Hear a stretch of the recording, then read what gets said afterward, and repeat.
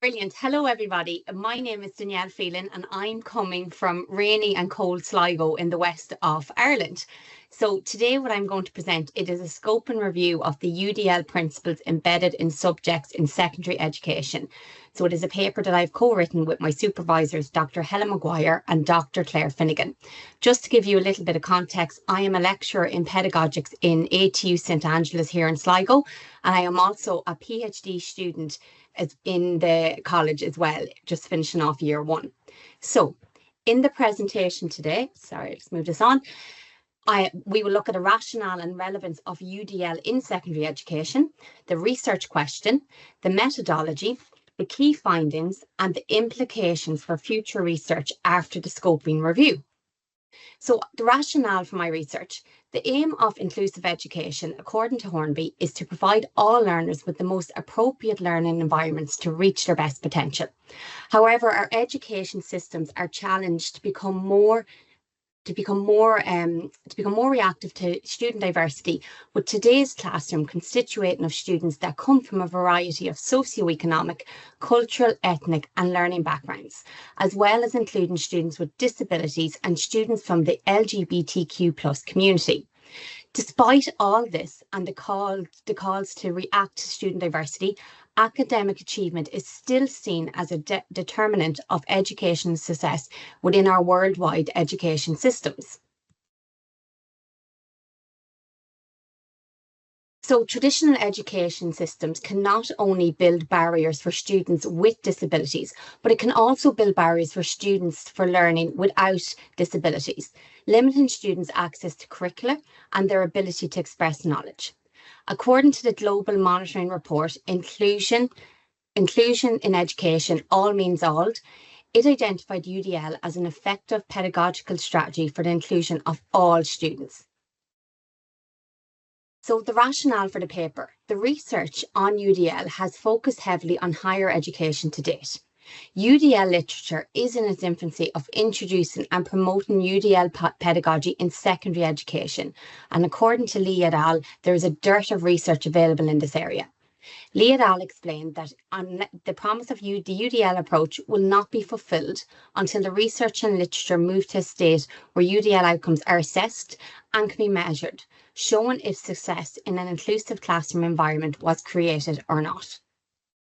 So the overall aim of the paper was to identify the application of the principles of UDL in the teaching, learning and assessment practices of secondary education curricula at a national and international level. The research question that we posed in the paper was what, where and how are the UDL principles being implemented into secondary education? We used the PRISMA Scope and Review methodological framework for this scope and review.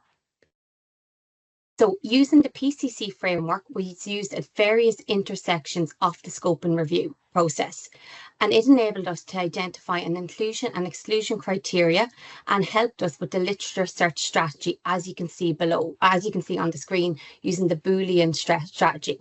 So our population was teachers, and alternative words are just mentioned there to the right. So say educators, instructors, and so on. Our concept was universal design for learning, with alternative words such as universal instructional design and also UDL framework. The context was second level school, and alternative words we would have looked for would be the likes of high school or post-primary, to give an example. So as you can see here, here's a chart where we used the PRISMA was used to outline our results. So we looked at three reputable databases within education.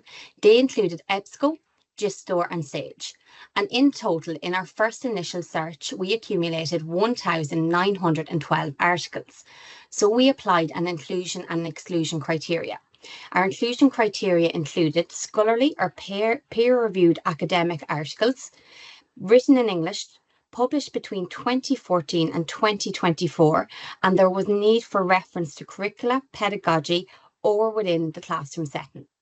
The exclusion criteria included duplicates, no abstract present, studies that took place in pre-primary, primary, third level or non-educational settings, say for example within medical industry or medical settings, where UDL was not a concept, and also for studies that were non-empirical. What that left us with was a total of 19 articles for further analysis.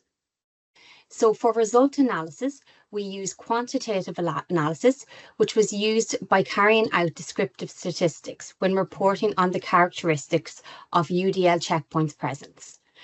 We also use qualitative analysis, which was carried out by thematic analysis to evaluate pedagogical practices that were potentially underpinned by UDL. For thematic analysis, an inductive approach to data coding and analysis was applied. For example, open axial and selective coding were used. So in regards to the findings, when looking at the findings, we went back to the research question in terms of presenting. So the what, the where, what, and how were the UDL principles being embedded into secondary education. So here we have, for example, the characteristics of the studies. So from looking at this chart, the scope and the scale of the articles varied. The studies failed from small scale research studies of 3 to 366 participants. Most were conducted in North America, so 12 studies in total. There was a scarcity of research conducted in the European context. There were only 2 studies available, which had taken place in Cyprus and Poland. Most varied in their methodological approach. 7 were quantitative, 8 were qualitative, and 4 adopted a mixed methods approach. So the where, just to carry on for a second, the most were based on practical curricula. So say, for example, science or culinary arts, which you could maybe identify as home economics here and from an Irish context. 15 studies did not differentiate the participant population based on whether they had a disability or not, whereas 4 studies did. And 14 studies specifically mentioned UDL in the results, analysis and discussions sections. Of the 5 that did not, the pedagogical practices used can be aligned with 1 or more UDL checkpoints. The what of the findings? So multiple means of engagement, the UDL pillar was present in all 19 studies. The most popular checkpoint was the optimize relevance, value and authenticity, with 13 articles displaying this, and the least identified was minimize threats and distractions, which was evident in 2 studies. Multiple means of representation was the second most identified, which had been present in 17 out of 19 of the selected studies. Offer ways of customizing the display of information was present in 6 studies, along with offering alternatives for visual information. The least identified was supporting the decoding of text, mathematical notation and symbols, promote understanding across languages, and maximize the transfer and generalization. And the least identified pillar, which was still quite substantial, but it had been identified in 14 out of 19 of the selected studies, was multiple means of action and expression. The most popular checkpoint included use multiple tools for construction and composition, and the least identified checkpoint was guide appropriate goal setting. So from thematic analysis, 3 themes were identified.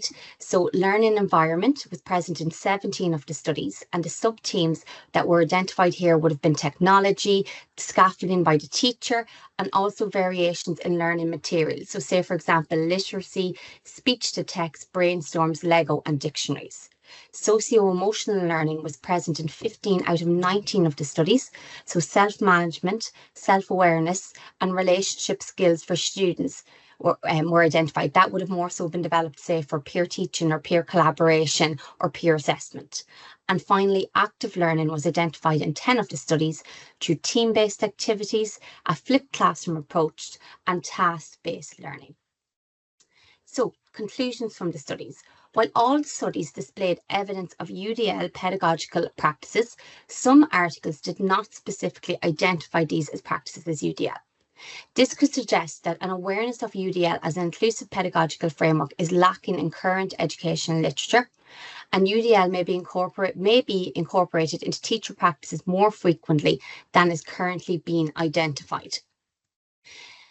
Studies in UDL in secondary education have primarily been carried out in North America and on practical subjects. All studies displayed evidence of UDL pedagogical practices. However, some articles did not specifically identify these practices as UDL. Additionally, providing multiple means of engagement was the UDL principle that was most identified. Thematic analysis revealed that UDL is implemented by addressing the learning environment, addressing socio-emotional learning, and incorporating active learning into our classrooms. The implications for future research are as followed. As many of these studies have explored inclusive practices are not naming these practices specifically as UDL.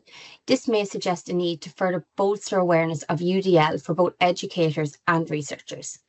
The scarcity of research on UDL in secondary education from a European context would suggest that further study in this region may provide a novel insight into the operationalisation of UDL in different educational settings. So thank you for your attention, and if you have any questions that you'd like to share with me, and that's just my contact below as well, my email. Wonderful. Just I have a reference list there.